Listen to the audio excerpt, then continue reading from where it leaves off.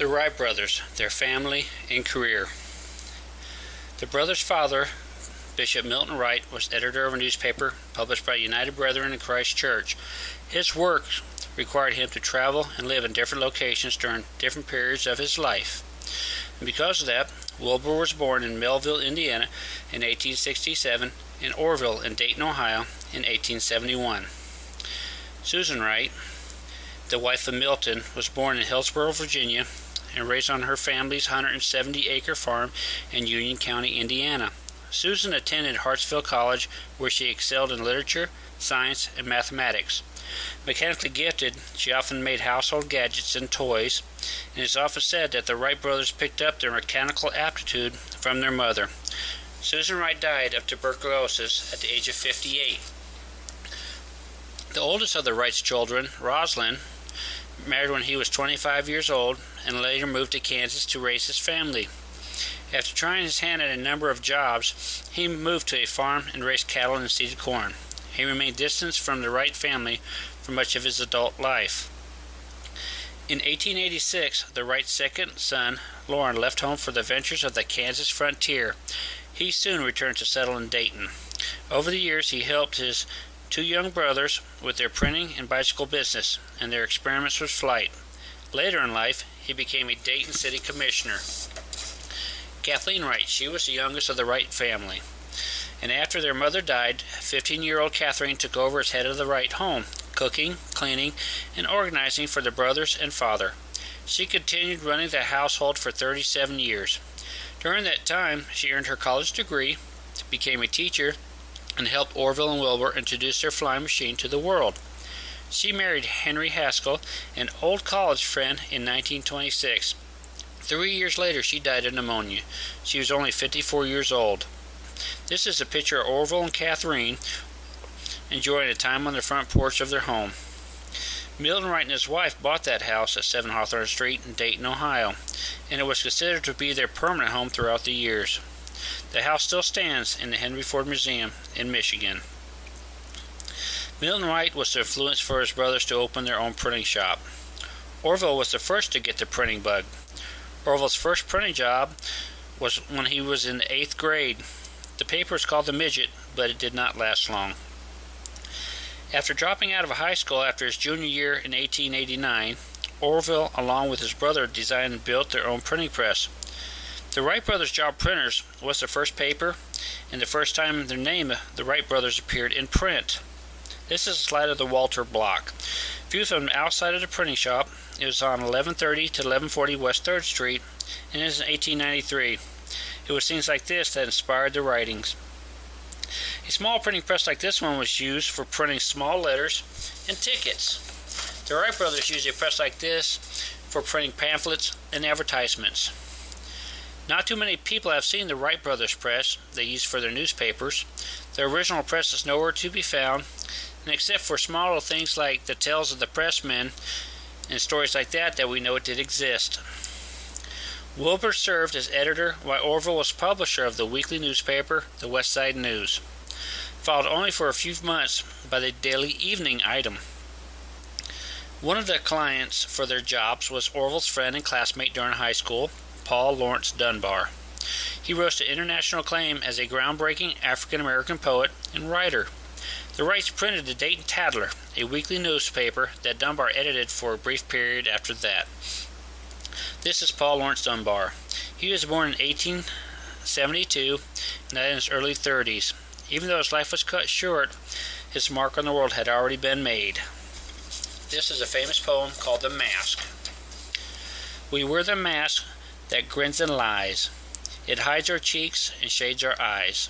This debt we pay to human guile. With torn and bleeding hearts we smile, and mouth with myriad subtleties. Why should the world be overwise in counting all our tears and sighs? Nay, let them only see us while we wear the mask.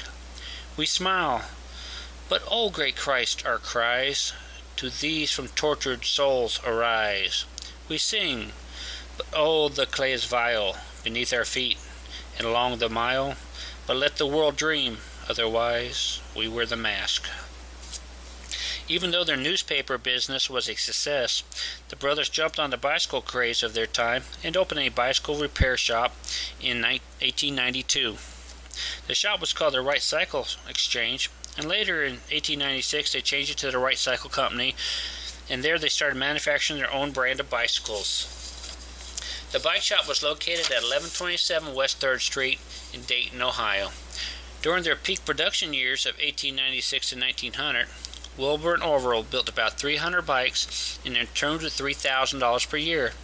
The top-of-the-line model, the Van Cleve, sold for $65.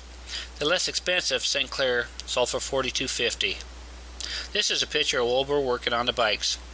There are only about 5 manufactured bicycles left from the Wright brothers known to exist. In 1899, the brothers did leave their printing press business to concentrate on their bicycle shop and their dream of flying. This is a picture of Kathleen Wright with her friends joining a bike ride. This is a St. Clair model, and this is the Van Cleve model. The brothers used it for testing flight control surfaces. It was during the period from 1896 to 1903 that the spark inside them was reignited for flying from a toy helicopter given to them from their father at the age 7 and 11 respectively. A German aviator named Otto Lithal, who died in a glider crash, showed that manned flight was feasible. French aviator researcher Octave Chanute collected data and brought together young aviators to experiment with gliders on the sand dunes at the Lake Michigan shores during this time period also. The Wright brothers sent a letter to the Smithsonian asking for all the information they had on flying aircraft. The Wright brothers then set out to learn everything they could about flying, which led to the brothers designing and experimenting on their own. These are the gliders. The brothers built these gliders and tested them. Soon the model gliders started to fly. Then the brothers set out to make a full-size airplane, and they needed to find a place windy enough to get it into the air. They left for Kitty Hawk, North Carolina to experiment with their aircraft. They had no luck staying aloft for more than a few minutes. It seemed that the existing scientific data was wrong when it came to the flight control surfaces. They went back to Ohio to start from scratch. One of their best inventions to help the brothers out was a wind tunnel. It was designed to test wings for lift, simulating flight conditions without having to try, fly, or crash, saving money and lives. It was truly one of the best inventions of their time. The brothers built several different gliders and several different model airplanes till they got it right. The brothers went back to Kitty Hawk, North Carolina, and this time they did get it right. The brothers practiced flying their inventions, and in December 1903, Wilbur and Orville made their first successful flight, motor-powered and controlled on 3 axes, roll, pitch, and yaw. They flew for over 852 feet. Even though they wrecked their aircraft at the end, the flight was already in the history books. From the test in the wind tunnel, the brothers knew their invention would fly. It was on March 23, 1903, a full 9 months before the famous first airplane flight of December 1903, that Orville and Wilbur Wright filed a patent application for a flying machine. The patent was awarded 3 years later, on May 22, 1906. Wilbur and Orville Wright selected an 84-acre plot of land near their home in Dayton, Ohio, to serve as their experimental flying field, as it sought to transfer their invention into a practical flying machine. At the Hoffman Prairie Flying Field in 1904 and 1905, they developed the first practical airplane, the 1905 Flyer, and as Orville noted, really learned to fly. Over this prairie, now part of the Wright-Patterson Air Force Base, the brothers performed their first turn and circle in an airplane and saw the final mysteries of flight.